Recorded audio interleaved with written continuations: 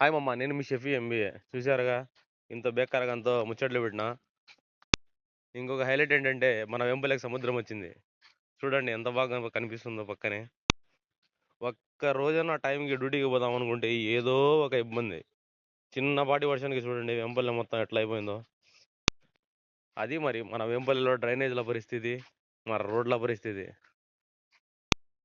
మనకు రోడ్డు దాటడం కూడా ఒక టాస్క్ అయిపోయింది అనమాట. చూడండి పందులు ఏందేందో గలీజ్ గలీజ్గా ఉన్నాయన్నమాట. మొత్తానికి ఎలాగోలా బస్ అయితే ఎక్కేసా, సీటు కూడా దొరికేసింది. ప్రశాంతంగా నేచర్ని ఎంజాయ్ చేస్తూ వెళ్ళిపోయాను అనమాట కడపకి. ఇంకా మన కడప గురించి తెలిసిందే కదా, వెంపల్లె కంటే హైలైట్ అనమాట. వేంపల్లిలో మోకాళ్ళ వరకు నీళ్ళు వస్తే కడపలో ఏకంగా నడుము వరకు ఫ్రెష్ వాటర్ వచ్చేసాయి. ఇంకా మనం వర్క్ చేసుకోవాలి కదా, సో ఎందుకు ల్యాప్టాప్లో లాగిన్ అయ్యా.